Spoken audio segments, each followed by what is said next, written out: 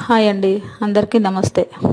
నేను ఈ సండే మీకు మంచి స్పెషల్ ఐటెం చేపల పులుసు గ్రేవీతో, చిక్కటి గ్రేవీతో చేపల పులుసు ఎలా తయారు చేసుకోవాలో చూపిస్తున్నాను.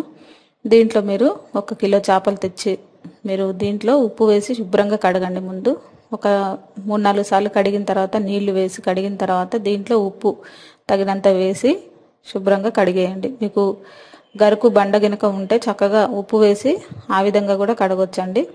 మనకి ఇక్కడ ఇవన్నీ అవైలబుల్గా ఉండవు, అందుకనే నేను ఇలా ఉప్పు వేసి కడిగేస్తున్నాను. ఇలా కడిగిన తర్వాత వాటర్ వేసి మళ్ళొకసారి కడిగేయండి. ఉప్పు వేసి కడిగిన తర్వాత చూసారు కదా, అలాగే మళ్ళొకసారి కడిగిన తర్వాత దీంట్లో కొంత ఉప్పు వేసి అలాగే పెరుగు కూడా వేసి మీరు ఒక 10 నిమిషాల పాటు పక్కన పెట్టేసుకోండి. దీనివల్ల ఏంటంటే ముక్కలు కొంచెం గట్టి పడతాయి, అలాగే మనకి ఫ్రెష్గా అవుతాయి ముక్కలు, కొంచెం క్లీన్ అవుతాయి అన్నమాట చేప ముక్కలు. మీరు ఎలాంటి ఫిష్ తెచ్చినా పెరుగు వేసి కడిగితే మంచిగా ఫ్రెష్గా ఉంటాయి చేప ముక్కలు అన్నవి. ఇప్పుడు నేను 10 నిమిషాలు ఆగిన తర్వాత కడిగి మీకు చూపిస్తాను. ముందుగా ఉన్న ఫిష్ ముక్కలకి ఇప్పటికి తేడా మీకు తెలుస్తుంది.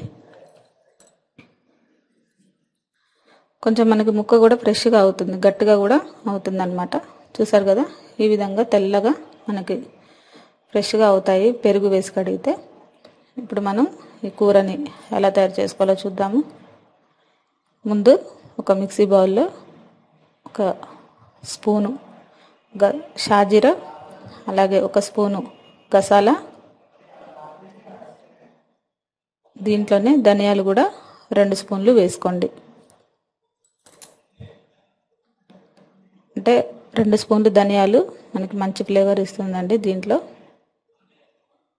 అలాగే మనం దాల్చిన చెక్క ఒక 4 లవంగాలు వేసి దీన్ని వాటర్ వేసి మిక్సీ పట్టుకోండి. మెత్తటి పేస్ట్ లాగా వాటర్ వేసి మెత్తటి పేస్ట్ లాగా పట్టుకోవాలి. ఇది కూడా మనం మిక్సీ పట్టి పక్కన పెట్టేసి ఇప్పుడు కళాయిలో నూనె వేసి వేడి చేద్దాము. కిలో చేపలకి ఒక 7-8 స్పూన్లు ఈజీగా నూనె పడుతుందండి. ఎందుకంటే నూనె ఎక్కువగా సరిపడలేకపోతే ఫిష్ కూర అంత టేస్టీగా ఉండదు. ఇప్పుడు దీంట్లో 3 మీడియం సైజు, అంటే మరి పెద్దవి కాకుండా చిన్నవి కాకుండా 3-4 లేదంటే మీడియం సైజు ఉల్లిపాయలు మనం ఇలా మెత్తగా మిక్సీ పట్టుకోవాలి. చేపల పులుసుకి మెత్తగా మిక్సీ పడితేనే మనకి గ్రేవీ బాగుంటుంది, గ్రేవీ పులుసు. దీంట్లోనే పచ్చిమిర్చి కూడా వేసేయండి, అలాగే కరివేపాకు కూడా వేసేసుకోండి దీంట్లోనే ఫ్లేవర్ కోసం. ఇది పచ్చి వాసన పోయేదాకా మనం ఒక 5 నిమిషాల పాటు ఫ్రై చేయాలండి, హై ఫ్లేమ్లోనే. ఇది ఎంత ఉల్లిపాయలు వేగితే అంత బాగుంటుంది. చూసారు కదా, ఈ విధంగా వేగిన తర్వాత దీంట్లో మనం అల్లం వెల్లుల్లి పేస్ట్ అలాగే పసుపు కూడా వేసేసుకున్నాము. అల్లం వెల్లుల్లి పేస్ట్ కూడా దీంతో పాటే వేగాలి, లేదంటే మనకి పులుసు వేసిన తర్వాత అల్లం వెల్లుల్లి పేస్ట్ వేయకూడదు, ఆయిల్లోనే ఫ్రై అవ్వాలి.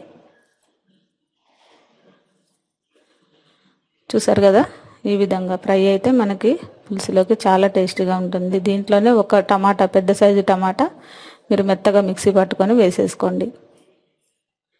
ఇది కూడా మంచి టేస్ట్ని ఇస్తుంది టమాటా పేస్ట్ పులుసుకి. ఇప్పుడు దీంట్లో మనం ధనియాలు, గసాలా, షాజీరా ఇవి మిక్సీ పట్టుకున్నాం కదండి, అది కూడా వేసేయాలి. దీంట్లో వేసి ఇది కూడా ఒక 5 నిమిషాల పాటు ఫ్రై చేసుకోండి. ఆయిల్లోనే ఫ్రై అవుతాయి, ఇవన్నీ కూడా చాలా రుచిగా ఉంటాయి. ఇది ఇప్పుడు వేగిన తర్వాత దీంట్లో మనం చింతపండు ఒక 2 నిమ్మకాయల సైజ్ అంతా చింతపండు తీసుకున్నాను. మీడియం సైజు నిమ్మకాయల సైజ్ అంతా చింతపండు తీసుకొని వాటర్లో నానబెట్టి ఉంచేసుకోండి. దీంట్లో తగినంత ఉప్పు మీ టేస్ట్కి తగ్గట్టు వేసుకోవచ్చండి దీంట్లో. ఇప్పుడు మనం ఈ చింతపండు రసాన్ని దీంట్లో వేసేద్దాము. ఇది ఎంత ఫ్రై అయితే మనం మాడకుండా ఫ్రై చేసుకోవాలి ఒక 5 నిమిషాల పాటు. ఇప్పుడు దీంట్లోనే మీరు ఈ చింతపండు పులుసుని వేసేసుకోండి. పులుపు మాత్రం చూసి వేసుకోండి. మీరు ఎక్కువ తినేవాళ్ళు ఎక్కువ వేసుకోవచ్చు, తక్కువ తినేవాళ్ళు తక్కువగా కూడా వేసుకోవచ్చు దీంట్లో.